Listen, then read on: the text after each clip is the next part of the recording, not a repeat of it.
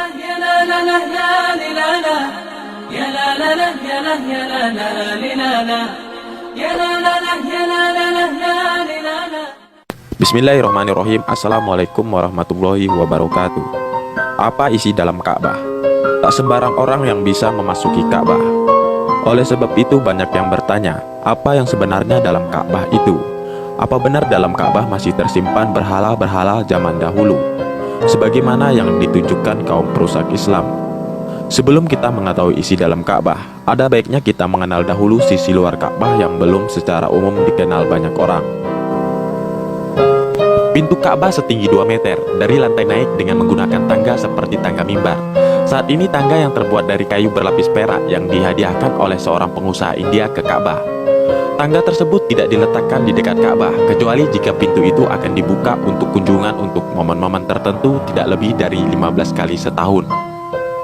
Lalu ada juga pancuran yang muncul di atas atap di bagian tengah dinding rukun utara dan rukun barat. Pancuran itu disebut hijab rahmal. Hijab ini dibuat oleh Al-Hajjaj bin Yusuf dengan tujuan agar air tidak tergenang di atap Ka'bah. Pada tahun 959 Hijriah, Sultan Sulaiman menggantikan ujungnya dengan bahan perak. Kemudian pada tahun 1021 Hijriah, Sultan Al-Hamad Al-Husmadi mengganti ujungnya dengan perak berukir yang tertulis dengan tinta biru berselang-seling emas. Pada tahun 1273 Hijriah, Sultan Abdul Majid Al-Utsmani mengirim pancuran air yang seluruhnya terbuat dari emas. Mijab atau pancuran air itulah yang ada sampai sekarang ini.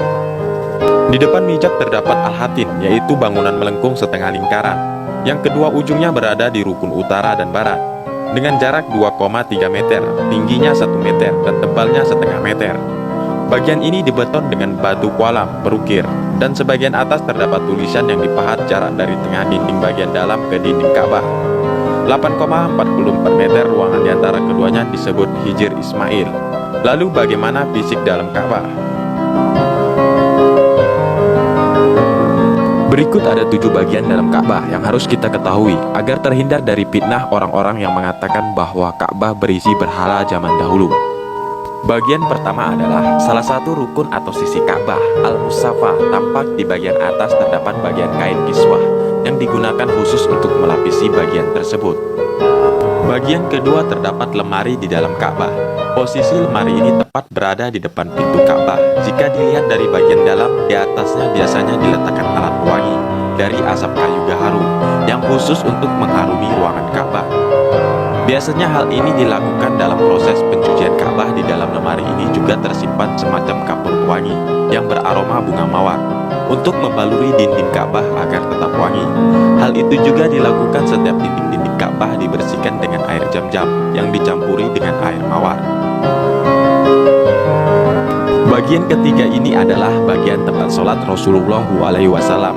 Ketika beliau memasuki Ka'bah, raja-raja, gubernur-gubernur Mekah Al-Mukarrah atau tamu kerajaan selalu sholat di tempat ini.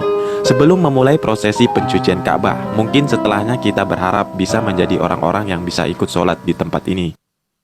Bagian keempat merupakan bagian kecil di dinding Ka'bah. Merupakan batu tertentu posisinya menghadap tempat sholat tadi.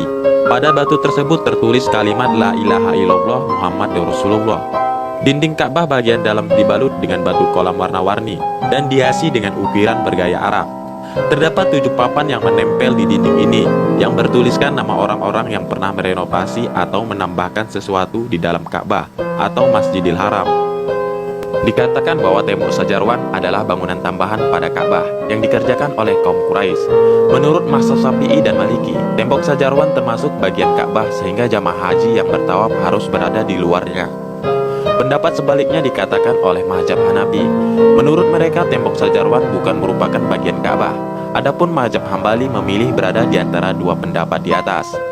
Menurut mereka menjauhi tembok itu sangat dianjurkan, tetapi seandainya jamaah melakukan tawaf di dalamnya, maka tawafnya tetap sah dan tidak sampai rusak. Namun yang jelas belum diketahui secara pasti kapan pertama kali tembok Sajarwan dibangun. Setiap kali Masjidil Haram ditukar, tempat di sekitarnya juga ditukar. Tembok Sajarwan mengalami pembongkaran pada tahun 542 Hijriah, 636 Hijriah, 660 Hijriah, dan 1010 Hijriah. Bagian kelima ada atap dalam Ka'bah yang penuh dengan ukiran mengagumkan. Selain itu, atap tersebut dihiasi lampu-lampu indah yang terbuat dari emas murni dan dari perhiasan lainnya. Sedangkan lantai Ka'bah dibuat dari batu pualam putih. Bagian keenam ada sebuah pintu yang terdapat di dalam Ka'bah. Pintu ini bukanlah pintu utama Ka'bah. Pintu ini dinamakan pintu Taubat. Di dalam pintu tersebut terdapat tangga menuju ke atap Ka'bah. Bagian ketujuh ada 3 pilar dari kayu gaharu terbaik. Panjang satu pilar sekitar 1/4 meter atau setengah meter, berwarna campuran antara merah dan kuning. Ketiga pilar ini bersejajar lurus dari utara ke selatan. Pada awal abad ini tahun 2000-an, pada bagian 3 pilar ini retak yang kemudian diperbaiki dengan diberi kayu selingkar di sekelilingnya.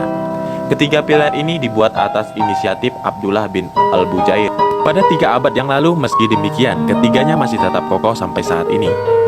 Yang ini terbuat dari kayu terbaik dan disepuh dengan emas murni. Bagian atasnya terlihat kain kiswah. Bagian dalamnya berwarna hijau, tampak juga ada lampu-lampu kecil tempat pengasapan kayu gaharu. Dan wadah-wadah benda-benda tersebut adalah hadiah pemberian dari para khalifah, para sultan, para amir, dan para raja-raja sepanjang sejarah Islam untuk Ka'bah yang mulia. Terbukti sudah bahwa isi dalam Ka'bah tidak seperti yang dituduhkan oleh kaum perusak Islam.